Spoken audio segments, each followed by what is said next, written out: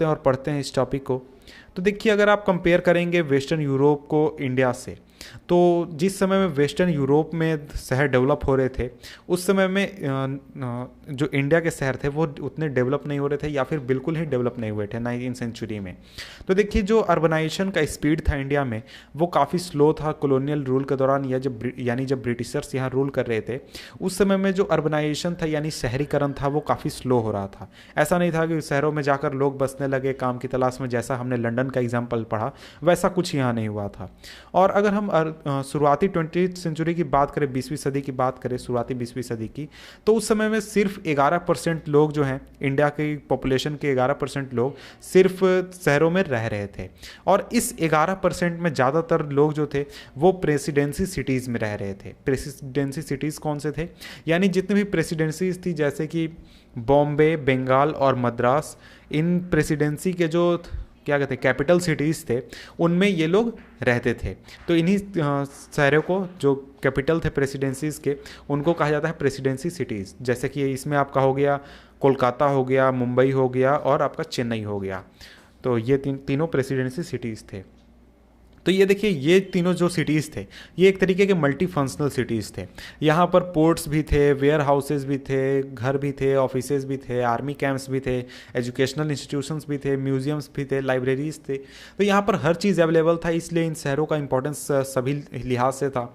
और इसमें से जो बॉम्बे था वो एक काफ़ी इंपॉर्टेंट सिटीज़ था, और इसी का एग्जाम्पल हम इस टॉपिक में पढ़ने वाले हैं। तो देखिए, अगर हम मुंबई का एग्जाम्पल लें, यानी कि बॉम्बे का एग्जाम्पल लें, तो ये काफ़ी बहुत ही तेज़ी से लेट 19वीं सेंचुरी के बाद काफ़ी तेज़ी से ये एक्सपैंड हुआ, और इसका जो पॉपुलेशन है वो काफ़ी स्पीड में बढ़ा। यहाँ करीब 1872 की अगर हम बात करें तो उस समय मुंबई का पॉपुलेशन जो था वो 6,44,405 था, और वही 1941 में ये पॉपुलेशन बढ़कर करीब 15 लाख हो चुका था, यानी 1.5 मिलियन हो चुका था। तो अब हम देखते हैं कि आखिर जो मुंबई था, बॉम्बे था, ये डेवलप किस तरीके से हुआ, और इसी में हम पढ़ेंगे आगे। Topic number 4.1। टॉपिक नंबर 4.1 है Bombay the prime city of India. इसमें हम बॉम्बे के बारे में पढ़ने वाले हैं, और इसमें सबसे पहले हम शुरुआत की हिस्ट्री देख लेते हैं। तो शुरुआत में जब हम 17वीं सेंचुरी में अगर बात करें बॉम्बे की, तो ये बॉम्बे सिटी नहीं हुआ करता था, ये एक 7 आइलैंड्स का एक ग्रुप हुआ करता था, जिसके ऊपर पुर्तगीज़ का कंट्रोल था, यानी पुर्तगाल का कंट्रोल था। और जब 1661 में जो पुर्तगाल की प्रिंसेस थी, उनका जब शादी हो गया ब्रिटेन के राजा के साथ, चार्ल्स सेकंड के साथ, तो एज अ दहेज के रूप में इस जगह को, यानी बॉम्बे को, ब्रिटेन को दे दिया गया, या ब्रिटेन के जो राजा थे उनको दे दिया गया।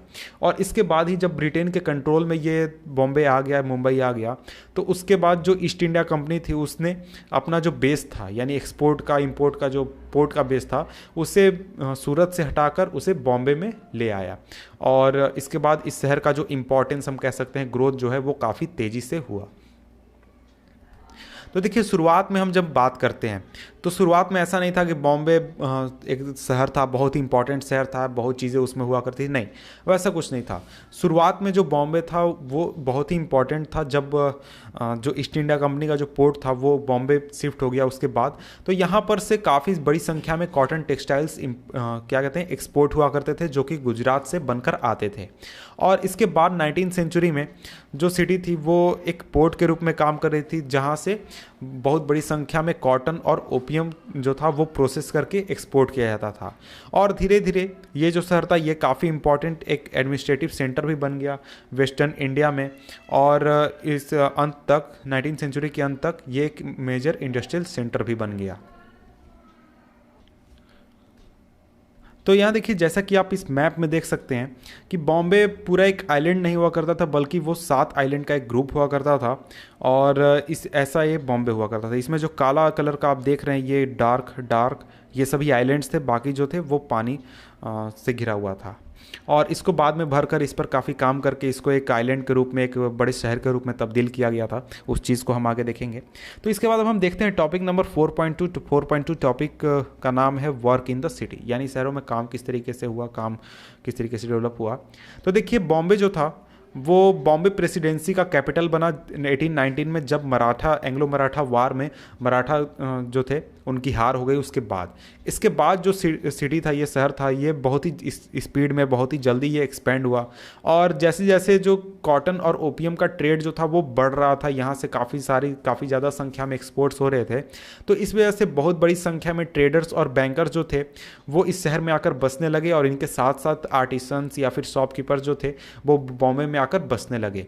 और जो इस्टेब्लिशमेंट था टेक्सटाइल मिल का इस रीजन में, यानी कि मुंबई रीजन में, बॉम्बे रीजन में, इसकी वजह से भी बहुत बड़ी संख्या में आगे चलकर माइग्रेशन हुए और लोग आकर इस इलाके में बसने लगे जॉब्स की तलाश में। और अगर हम शुरुआत की बात करें तो शुरुआत में जो कॉटन टेक्सटाइल मिल थे बॉम्बे में, वो जो पहला कॉटन टेक्सटाइल मिल था वो इस्टेब्लिश हुआ था 1854 में।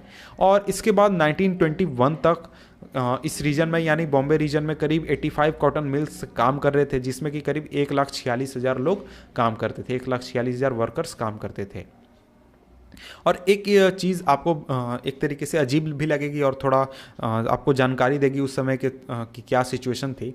तो देखिए 1881 से 1931 के बीच जो बॉम्बे की पॉपुलेशन थी, उसमें से करीब 25% पॉपुलेशन ही ऐसी थी, 25% लोग ही ऐसे थे जो कि बॉम्बे में पैदा हुए थे।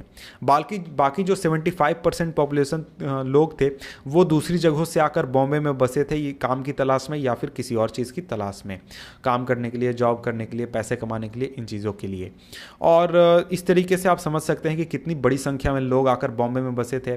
जब वहाँ पर कॉटन मिल्स बैठ गए या फिर वहाँ से एक्सपोर्ट्स होने लगे, वहाँ से ट्रेड होने लगे और भी चीज़ें होने लगी। और इसके बाद बहुत बड़ी संख्या में लोग जो थे वो रत्नागिरी डिस्ट्रिक्ट से आए थे, जो कि बॉम्बे के पास ही में है, ताकि वो बॉम्बे मिल्स में काम कर सके। बहुत बड़ी संख्या में, अगर आप दूसरी जगहों से देखें तो वहाँ के मुकाबले इस जगह से ज़्यादा लोग आकर बसे थे। और अब हम बात करते हैं जो कॉटन मिल्स थे उनके बारे में। तो कॉटन मिल्स में जो वर्कफोर्स था उसमें से करीब 23% जो वर्कफोर्स था वो वोमेन थी, यानी महिलाएं उसमें काम करती थी 1919 और 1926 के बीच में। और इसके बाद उनका जो परसेंटेज था या फिर उनका जो वर्कफोर्स था वो धीरे धीरे गिरने लगा और आगे चलकर सिर्फ ये 10% रह गया पूरे वर्कफोर्स का। और 1930s के लेट 1930s तक जो महिलाओं का जॉब था उसको धीरे धीरे मशीन्स और मर्दों द्वारा एक तरीके से कैप्चर कर लिया गया और वो अपने जॉब्स को लूज़ करने लगे। और इसके बाद जो बॉम्बे था वो एक तरीके से पूरे इंडिया का एक तरीके से काफ़ी डोमिनेटेड इलाका था। अगर हम मैरीटाइम ट्रेड की बात करें, इंडिया का ज़्यादातर जो ट्रेड होता था वो बॉम्बे के ज़रिए ही होता था 20th सेंचुरी में। और ये रेलवे का भी एक जंक्शन हेड था 2 मेजर रेलवेज़ का। और जो रेलवे था उसने काफ़ी ज़्यादा इनकरेज किया लोगों को या फिर जो माइग्रेशन था उसको, कि वो आकर इस शहर में बसे। और अगर आप एक एग्जाम्पल के तौर पर देखें, जो कच्छ रीजन था वहाँ पर फेमिन आया था, और फेमिन आया था 1888-1889 के टाइम में। तो उस समय में जो बहुत सारे लोग थे कच्छ से, वो आकर बॉम्बे में बस गए उस परेशानी की वजह से।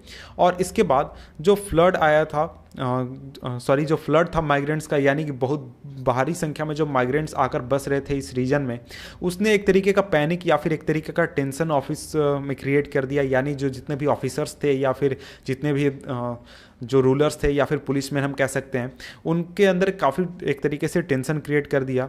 और पॉपुलेशन के बढ़ने की वजह से और प्लेग के डर से जो डिस्ट्रिक्ट अथॉरिटीज़ थे उन्होंने करीब 30,000 लोगों को वापस उनके घर तक भेज दिया 1901 के तक।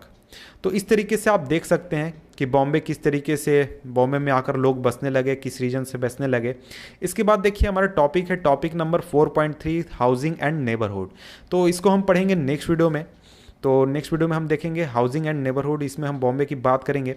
इसके बाद इसके पहले अगर हम देखें तो यहाँ पर हमने देखा क्या, वर्क इन द सिटी। अब हम इसके बाद देखेंगे हाउसिंग एंड नेबरहुड। तो मिलते हैं आपसे हम नेक्स्ट वीडियो में, तब तक के लिए गुड बाय। नेक्स्ट वीडियो का लिंक मैं नीचे डिस्क्रिप्शन में दे दूंगा जब नेक्स्ट वीडियो बन जाएगा। तब तक के लिए गुड बाय, मिलते हैं नेक्स्ट वीडियो में।